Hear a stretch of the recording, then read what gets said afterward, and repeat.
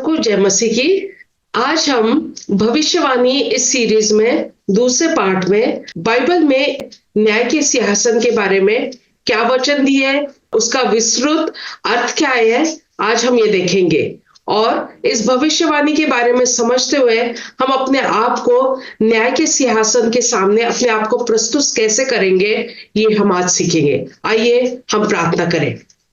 महान परमेश्वर, आपके शुक्रगुजार है इस समय के लिए, खासकर आपने एकत्रित किया है वचन सुनने के लिए और हमें वचन सुनकर उनको मानने वाले बना। प्रभु जी, एकाग्र मन दीजिए और शांत मन से परमेश्वर का वचन क्या समझा रहा है, हमें क्या नए गुण भरना चाहता है, हमें क्या नई आदतें भरना चाहता है, कि समझकर सीखकर उनको अपनाने के लिए मदद सहायता करना। आज का वचन हम सारों के लिए आशीष हो, यीशु मसीह के नाम से मांगते हैं, सुन और कबूल कर। आज हम न्याय के सिंहासन, इसके बारे में बाइबल में क्या भविष्यवाणी है, ये हम सीखेंगे। आज हम न्याय का मतलब बाइबल के अनुसार सचमुच क्या है, ये भी सिखाएंगे और न्याय क्यों होता है, ये भी हम सीखेंगे।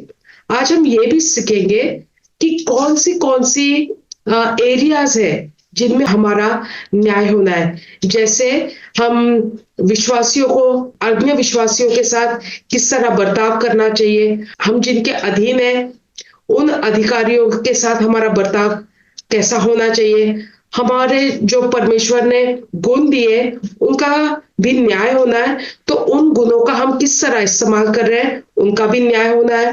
हम अपना पैसा किस तरह इस्तेमाल करते हैं, उसका भी बाइबल में और वचन दिए, उनका भी न्याय होना है। हमने परमेश्वर यीशु मसीह के लिए किस तरह हम सताव सहेंगे, उसके बारे में भी वचन दिए हुए। हमने अपना समय का कैसे उपयोग करना है, उसका भी न्याय होने वाला है। हमने ये दौड़ जो परमेश्वर के साथ जीनी है, उसका भी न्याय होने वाला है। हमने अपना पुराना जो हमारा चरित्र था, हमारे जो गुण थे, उनको कैसे बदलाव में लाकर पुराने चरित्रों को हमारे ऊपर हावी ना होकर परमेश्वर में किस तरह जीवन जीना है, ये भी हम सीखेंगे। हमने हमारे जीवन चरित्र में कितने आत्माओं को जीतना है और कैसे जीतना है, उसके बारे में भी वचन दिए हुए हैं। हम ये भी देखेंगे, हम परीक्षा को, पाप के साथ हमारा संबंध कैसा है, हमने उसके साथ किस तरह बर्ताव करना है पाप के साथ, ये भी हमें बाइबल के अनुसार सिखाया जाएगा। हम वचन के साथ कितने विश्वास योग्य है, हम परमेश्वर के लोगों के साथ कितने विश्वास योग्य है, इसके बारे में भी हमने सीखना है। और न्याय के वजह से हमारे साथ क्या होगा, कुछ को आशीष मिलेंगे और कुछ का बहुत बुरी तरह से उनका हर्ष होने वाला है। ये हम देखेंगे, किसी लोगों का न्याय के वजह से क्या नुकसान होगा, ये आज हम सीखेंगे। पहले हम ये देखेंगे न्याय का मतलब क्या है। रोमियो 14:10-12 में लिखा हुआ है, तू अपने भाई पर क्यों दोष लगाता है, या तो फिर क्यों अपने भाई को तू जानता है। हम सब के सब परमेश्वर के न्याय सिंहासन के सामने खड़े होंगे, क्योंकि लिखा है कि प्रभु कहता है, मेरे जीवन की सौगंध कि हर एक घुटना मेरे सामने टिकेगा और हर एक जीभ परमेश्वर की अंगीकार करेगी। सो हम में से हर एक परमेश्वर को अपना अपना लिखा देंगे। इसका मतलब क्या हुआ है कि अपने भाई का हम न्याय क्यों करते हैं, क्योंकि हम सारों ने तो परमेश्वर के न्याय के सिंहासन के सामने खड़ा होना ही है। फिर परमेश्वर का वचन में से हमने समझा कि हम में से हर एक घुटना जब टिकेगा, हर एक जीभ मानेगी कि परमेश्वर राजा है, परमेश्वर है, तभी न्याय का बहुत अच्छा मतलब और गूढ़ मतलब हमें समझ में आएगा। और परमेश्वर का वचन ने हमें ये भी समझाया कि हर एक जन ने अपना अपना लेखा परमेश्वर को देना है। पहला कुरिन्थियों 3:13 में लिखा हुआ है, तो हर एक का काम प्रकट हो जाएगा, क्योंकि वह दिन उसे बताएगा, इसलिए कि आग के साथ प्रकट होगा और वह आग हर एक का काम परखेगी कि कैसा है। हम जब ये देखते हैं कि आग से हमारे कामों की परीक्षा होने वाली है, और वो दिन न्याय का सिंहासन का दिन हमारे कामों को प्रकट करके हमारे न्याय के सारी बातों का हिसाब होने वाला है। पहला कुरिन्थियों 5:10 में ये भी लिखा है, क्योंकि अवश्य है कि हम सबका हाल मसीह के न्याय के आसन के सामने खुल जाए कि हर एक व्यक्ति अपने भले बुरे कामों का बदला जो उसने देह के द्वारा किए हैं पाए। यानी भले बुरे का जो भी हिसाब होना है वो जरूरी होना है, और देह में रह के जो हमने काम किए उसका न्याय के सिंहासन के सामने न्याय होना है। न्याय क्यों होता है ये हम आज समझेंगे। पहला करंथियों 4:2 में लिखा है, यह भंडारी में एक बात देखी जाती है कि विश्वास योग्य निकले। यानी परमेश्वर हमारा मुख्य भंडारी है और हम उसके सामने विश्वास योग्य निकले हैं या नहीं, इसका न्याय होना जरूरी है। पहला पत्रस 4:10 में लिखा हुआ है, जिसको जो वरदान मिला है वो उसे परमेश्वर के नाना प्रकार के अनुग्रह के भले भंडारियों के न्याय एक दूसरे की सेवा में लगाए। यानी हमें जो वरदान मिले हैं उस वरदानों का हमें उपयोग करना है, और वो भी अनुग्रह के साथ, क्योंकि परमेश्वर ने अनुग्रह के साथ हमें वरदान दिए और उस अनुग्रह के वरदान हमने एक दूसरे के सेवा के लिए उपयोग करना चाहिए। अब नए नियम में हमने एक देखा हुआ है कि एक मुख्य भंडारी होता है या मुख्य अधिकारी होता है, उसका काफी बड़ा हाउस होल्ड रहता है, उसका काफी बड़ा प्रपंच होता है, और जो इस प्रपंच का मालिक होता है उसने किसी सेवेदार को उसका पूरा प्रपंच का देखभाल करने के लिए दिया होता है कि वो सारा प्रपंच सही सलामत काम करता रहे। जब वह इस व्यक्ति को मुख्य अधिकारी बनाता है अपने सारे प्रपंच का, वो लोगों को अपने काम के लिए उपयोग भी कर सकता है, उनको निकाल भी सकता है, और वो सिर्फ इस मुख्य अधिकारी के अधीन होते हैं कि उन्होंने कैसे काम करना है। पर इस अधिकारी का काम होता है कि मुख्य जो मालिक है उसको हर एक चीज की जानकारी दे, हर एक चीज का हिसाब दिए। इसका मतलब हम जब परमेश्वर के आज बेटे और बेटियां हैं, कुछ समय बाद परमेश्वर के न्याय सिंहासन के सामने उसके सेवेदार ठहरेंगे, और हमने परमेश्वर की सेवा कैसे की है उसका हिसाब देना पड़ेगा। क्या क्या चीजें होंगी जो परमेश्वर के न्याय के सिंहासन के सामने रखी जाएगी और जिनका न्याय होगा। पहला करंथियों 3:10, 12 और 13 में लिखा हुआ है, परमेश्वर के उस अनुग्रह के अनुसार जो मुझे दिया गया, मैंने बुद्धिमान राजमिस्त्री की तरह नींव डाली और दूसरे उस पर रखता गया, परंतु हर एक मनुष्य चौकस रहे कि वह उस पर कैसा रदा लगाता है। यानी परमेश्वर यीशु मसीह ने हमें बदलाव लाने के बाद हम पर एक नींव रखी है। उस नींव के ऊपर हम किस तरह घर का निर्माण करते हैं, अपने जिंदे हुए का कैसा निर्माण करते हैं, ये सोच विचार कर करना चाहिए। और उसके बाद लिखा है, क्योंकि उस नींव को छोड़ जो पड़ी है और वह यीशु मसीह है, कोई दूसरी नींव नहीं डाल सकता। यानी परमेश्वर यीशु मसीह की नींव पड़ने के बाद मेरे भाई और बहनों, हम पर किसी और चीज की नींव पड़नी नहीं चाहिए।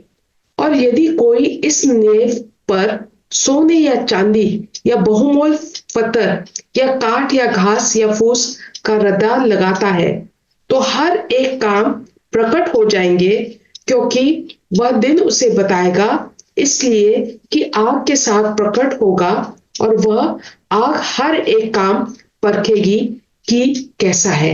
यानी जब परमेश्वर यीशु मसीह ने अपनी नींव हमारे ऊपर डाल दी है, उसके बाद हम सोने, रुपए, घास फूस, परमेश्वर का वचन, परमेश्वर की बातें, किस चीजों से अपने आप को बनाते हैं, ये इन सब बातों का न्याय होगा। सबसे पहली बात हम देखते हैं कि हम अन्य लोगों को कैसा बर्ताव करते हैं। परमेश्वर ने के वचन में लिखा हुआ है कि इब्रानी 6:10 में लिखा है, क्योंकि परमेश्वर अन्यायी नहीं कि तुम्हारे काम और उस प्रेम को भूल जाए जो तुमने उसके नाम के लिए इस रीति से दिखाया कि पवित्र लोगों की सेवा की और कर भी रहे हो। यानी हमने अन्य लोगों को कैसे बर्ताव करना है मेरे भाइयों बहनों, प्रेम के साथ और पवित्र लोगों की बड़ी आत्मिकता के साथ सेवा करनी है। क्योंकि परमेश्वर जब हमें इस दुनिया में लाया हमारा बदलाव किया, यानी हमें हमारे जीवन में प्रेम का निर्माण करना बहुत जरूरी है। जब हमें हमारे ऊपर अधिकारी दिए गए और उन अधिकारियों के साथ हमने किस तरह अधीन रहना है, न्याय का सिंहासन हमें क्या सिखाता है।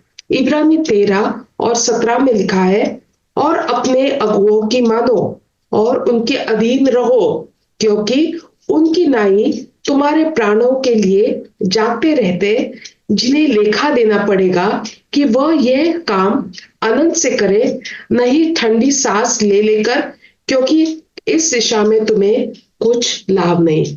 यानी अधीन जिनके रहना है, उनको अगुआ जो हमने समझा है, उनके अधीन रहना है, क्योंकि उनको हमारे प्राणों का लेखा देना है।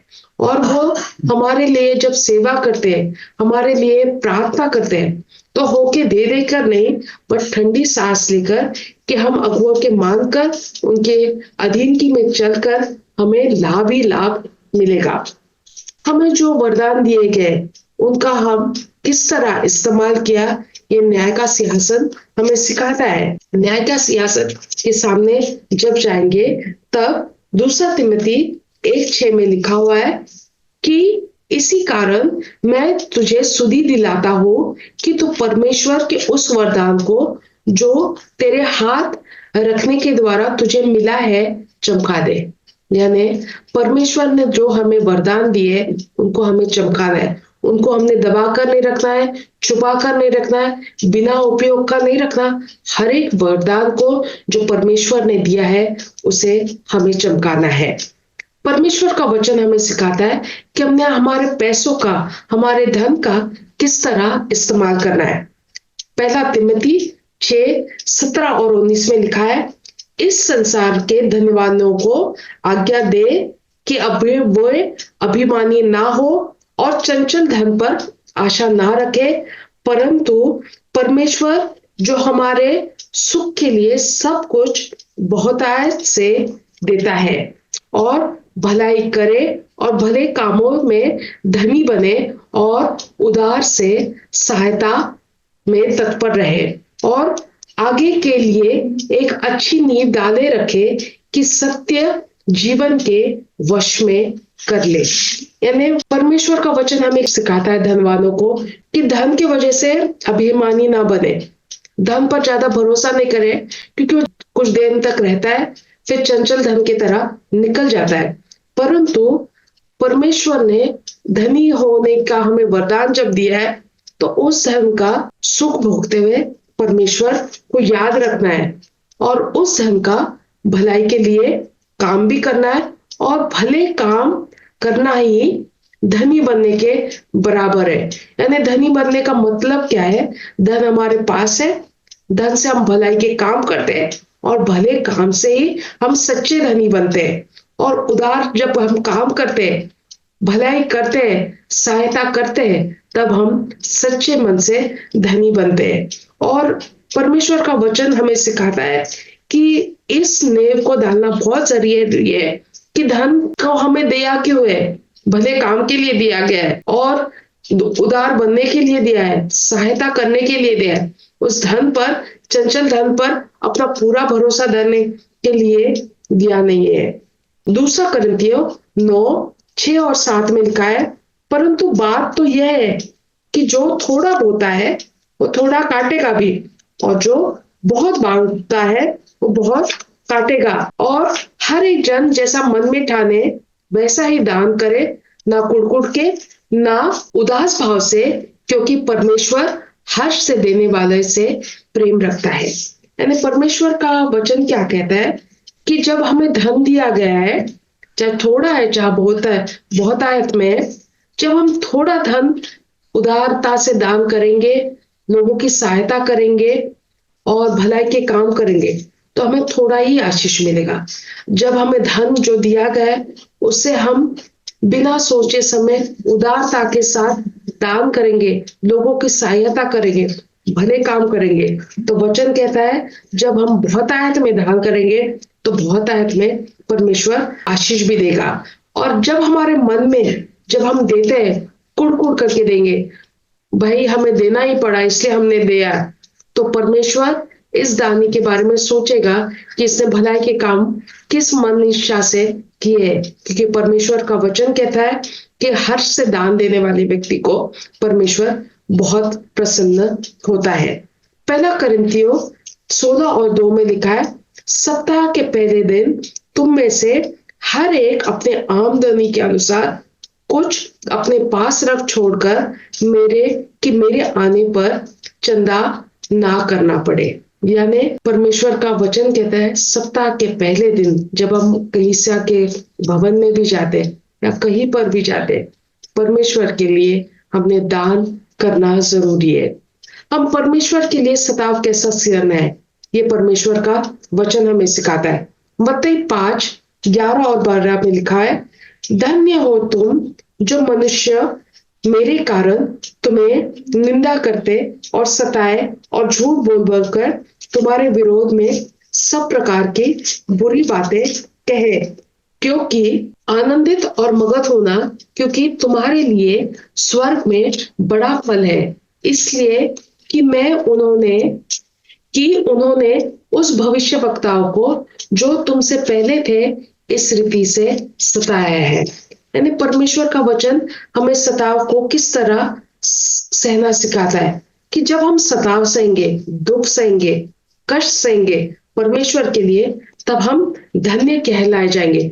जो हम पर निंदा करते हैं और हमें सताते हैं, हमारे बारे में झूठ बोलते हैं, हमारे लिए बुरी बातें कहते हैं, जब ये बातें हमारे लिए होती है तो हम परमेश्वर के लोग धन्य कहता है। हमने आनंदित होना है इस समय, और इस सताव के कारण जो हम दुष्ट लोगों के कारण सह रहे हैं, परमेश्वर के लिए सह रहे हैं, तो हमारा स्वर्ग में उसके लिए बहुत पुरस्कार होगा। क्योंकि हमें उदाहरण दिया गया है कि भविष्य वक्ताओं को भी इसी तरह सताया गया, पर परमेश्वर ने इन भविष्य वक्ताओं को बहुत बड़ा पुरस्कार भी दिया हुआ है। हमें अपना समय कैसे बिताना है, इफिसियों 5 और 16 में लिखा है, और अवसर को बहुमूल्य समझो क्योंकि दिन बुरे हैं। यानी समय को बहुमूल्य सोचना है क्योंकि दिन बुरे हैं। समय बहुत जरूरी है और समय बहुत बहुमूल्य है, और समय को हम किस तरह देखते हैं, समझते हैं, उपयोग करना है, क्योंकि आज के दिन बहुत बुरे हैं।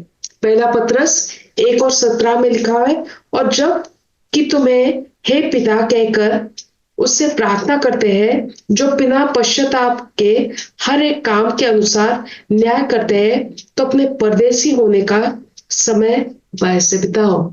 यानी इस दुनिया में हम परदेसी है, क्योंकि जब जिस परमेश्वर से हम प्रार्थना करते हैं, अगर हम पश्चाताप के बिना प्रार्थना करेंगे तो याद रखो मेरे भाई और बहनों, न्याय का सिंहासन है, और उस दिन हमें समय का ध्यान रखना है कि हमें पश्चाताप के बिना प्रार्थना की है, इसलिए हमारा समय हमने गवा दिया है, और न्याय के सिंहासन के सामने क्या खर्च होगा, हमने समय को, अवसर को बहुमूल्य नहीं समझा, उसका हमने अपने आप हिसाब फिर देखना है। वचन संहिता 90 और 12 में लिखा है, हमको अपने दिन गिनने की समझ दे कि हम बुद्धिमान हो जाए।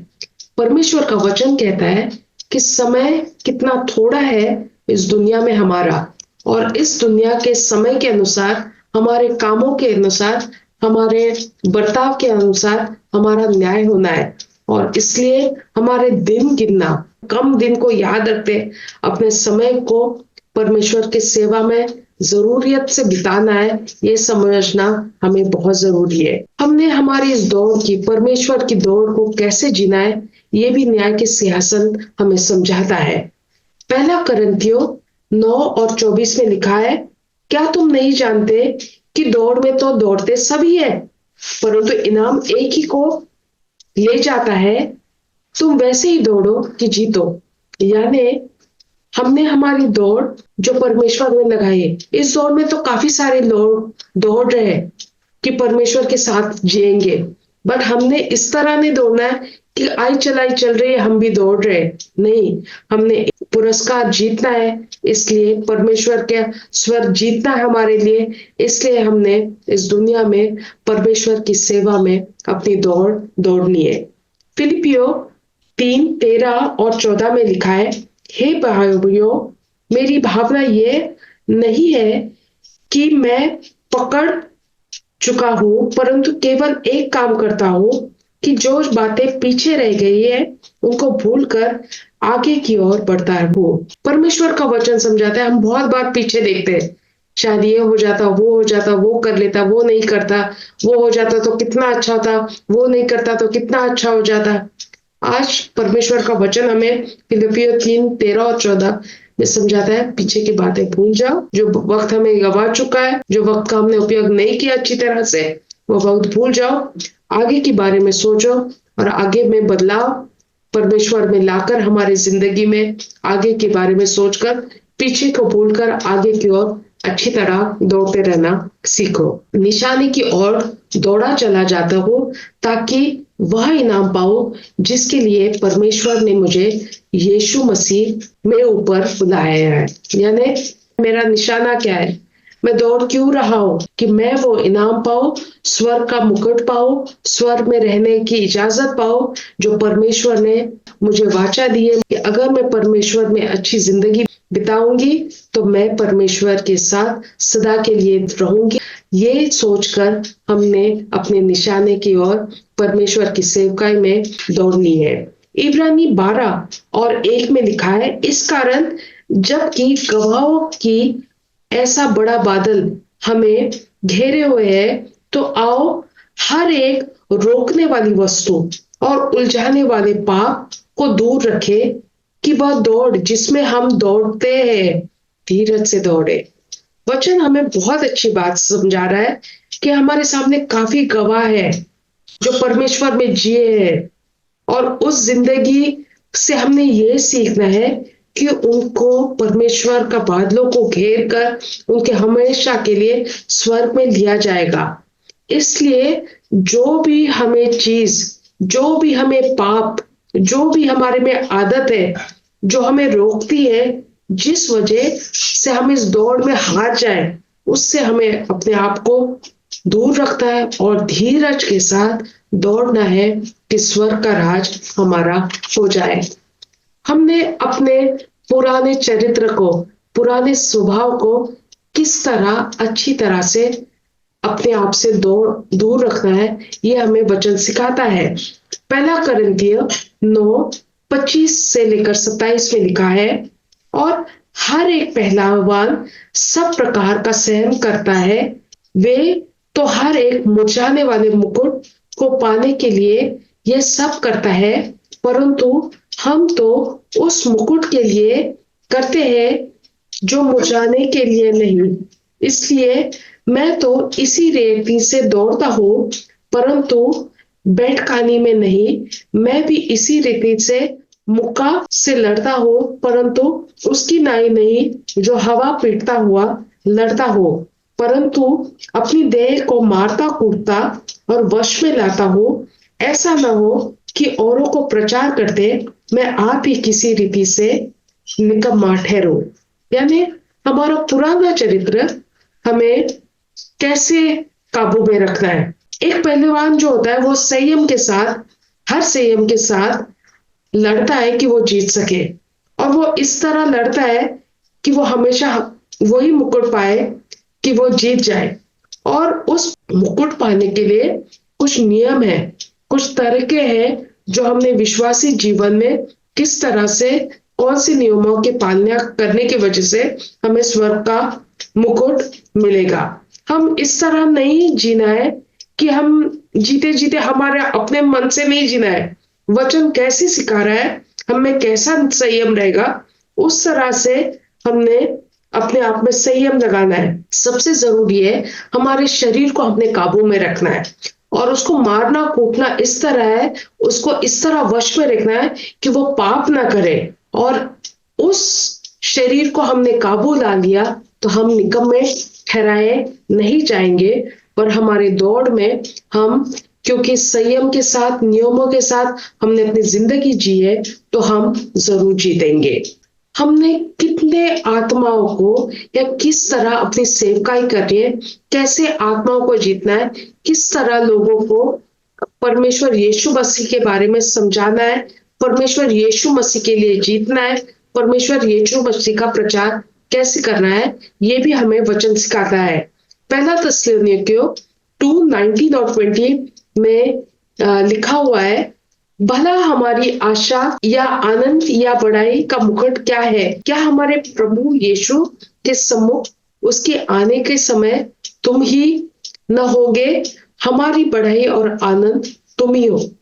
यानी हमने विश्वासियों को कैसे जीतना है, उनको ये समझाना है कि हमारा आनंद और हमारी महिमा, जब हमें आपको वचन करते हैं, प्रचार करते हैं, जब हम वचन की बात से आपको समझाते हैं, और जब आप यीशु मसीह को अपना उद्धारकर्ता कबूल करते हो, इस तरह की हम वचन की सेवकाई करते हैं कि हमें आनंद मिलेगा, हमारी महिमा, परमेश्वर की महिमा होगी, हमारा आनंद दुगुनित होगा।